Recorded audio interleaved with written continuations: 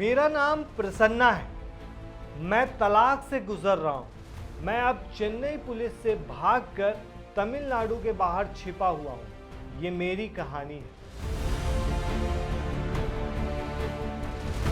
मैं चेन्नई में पैदा हुआ, 20 साल तक यहीं रहा। मैंने NIT त्रिची में पढ़ाई की, जहां मेरी मुलाकात मेरी पत्नी से हुई। मुझे भारत में नंबर 1 कोडर का दर्जा मिला। मैं टेक कंपनी शुरू करने के लिए अमेरिका गया। मैं और मेरी पत्नी दिव्या 10 साल से शादीशुदा है और हमारा एक 9 साल का बेटा है। हाल ही में हमारी शादी टूट गई जब मुझे पता चला कि दिव्या का अनूप नाम के एक व्यक्ति के साथ 6 महीने से ज़्यादा से अफेयर चल रहा है। अनूप की पत्नी ने मुझे वो संदेश भेजा जो मेरी पत्नी ने अनूप को भेजा और उसके लिए होटल बुकिंग भी भेजी। आप बातचीत का स्क्रीनशॉट भी देख सकते हैं दोस्तों। और क्या बातचीत हुई है। एक स्क्रीनशॉट में दिव्या का नाम है और उसके नीचे चैट। ये चैट अनूप के फ़ोन का बताया जा रहा है, जिसे अनूप की वाइफ ने दिव्या के पति को भेजा है और बताया कि आपकी पत्नी मेरे पति के साथ होटल गई। दूसरे स्क्रीनशॉट में बुकिंग की डिटेल है। तीसरा स्क्रीनशॉट प्रसन्ना के फ़ोन का है, जिसमें वो स्क्रीनशॉट मांगते हुए नजर आ रहे हैं। दोस्तों, ये कहानी है Singapore based crypto social network 0xppl.com के फाउंडर प्रसन्ना शंकर की, जिन्होंने अपनी वाइफ को लेकर गंभीर आरोप लगाए।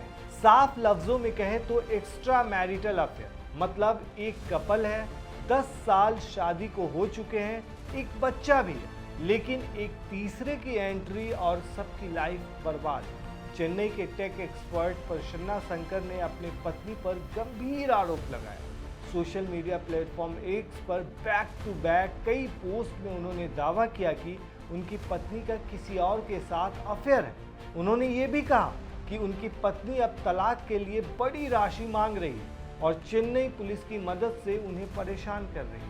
उनका कहना है कि तलाक के तौर पर मुझे उसे कितने मिलियन डॉलर देने होंगे, तब भी वो खुश नहीं थी। इसलिए उसने मेरे खिलाफ एक फर्जी पुलिस शिकायत दर्ज करवाने का फैसला किया कि मैंने उसे मारा है। बाद में उसने और भी झूठी शिकायतें दर्ज कराई कि मैंने उसके साथ बलात्कार किया। वो भी उसके बाद ब्रैकेट में वो लिखते हैं कथित बलात्कार के 1 महीने के बाद कि मैंने उनके आपत्तिजनक वीडियो शेयर भी की। ऐसे आरोप। सिंगापुर पुलिस ने इन आरोपों की जांच की और मुझे सभी आरोपों से मुक्त कर दिया। उन्होंने ये भी बताया कि मैंने भारत में तलाक के लिए अर्जी दी, उसने अमेरिका में तलाक के लिए अर्जी दी ताकि तलाक से ज़्यादा पैसे कमाए जा सकें। इसके बाद वो तलाक के मामले में मदद के लिए मेरे बच्चे को अमेरिका ले गए। मैंने अमेरिका में अंतर्राष्ट्रीय बाल अपहरण का मामला दायर किया और जज ने मेरे पक्ष में फैसला सुनाया और बच्चे को वापस करने को कहा। उसके बाद हमने एक समझौता ज्ञापन यानी MOU पर साइन किया। मैं उसे लगभग 9 करोड़ और 4.5 लाख पर माह दूंगा। MOU के मुताबिक दोस्तों की बच्चे का जो पासपोर्ट है वो एक कॉमन लॉकर में जमा करना पड़ेगा, लेकिन उनकी पत्नी ने उनका कहना है कि इससे इनकार कर दिया। उसने दावा करना शुरू कर दिया कि MOU वैध नहीं है और तलाक के लिए फिर से अमेरिका जाएंगे। प्रसन्ना ने आगे ये भी बताया कि चिंतित होकर मैंने कोर्ट का दरवाज़ा खटखटाया और कहा कि पासपोर्ट लॉकर में जमा होने के बाद ही मैं अपने बच्चे को वापस करूंगा। वो कोर्ट में नहीं गई। इसके बजाय वो रात को 10 बजे मेरे होटल में आई और मेरे बेटे को 10 मिनट के लिए लॉबी में बुलाया और उसे लालच दिया, जिसे मैंने रोक दिया। फिर उसने पुलिस को फ़ोन करके मेरे खिलाफ अपहरण की शिकायत दर्ज कराई। पुलिस ने आधी रात को मेरा दरवाज़ा खटखटाया।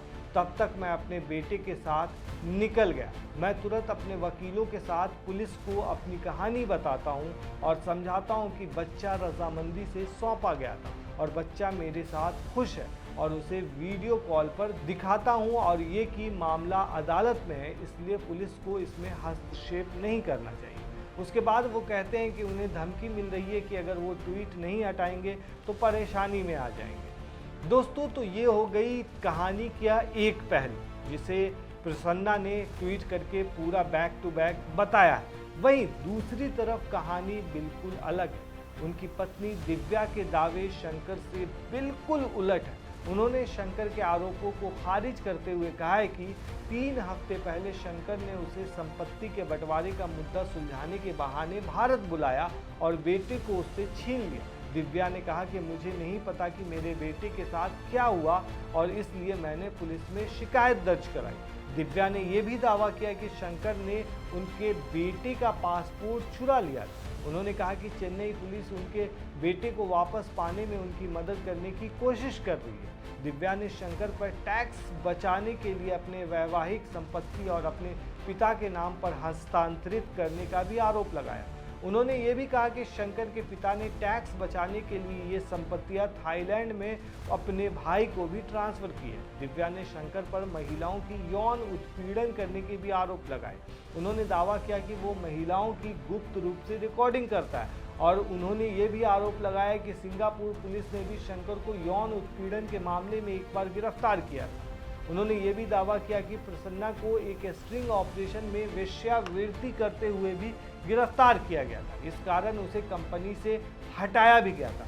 तो दोस्तों, ये जो मामला है ये सोशल मीडिया पर काफ़ी ज़्यादा वायरल हो रहा है और इसमें किसकी क्या गलती है ये तो आने वाला वक्त बताएगा। दोस्तों, आप क्या कहते हैं इस पूरे मामले पर, हमें कमेंट में ज़रूर बताएं।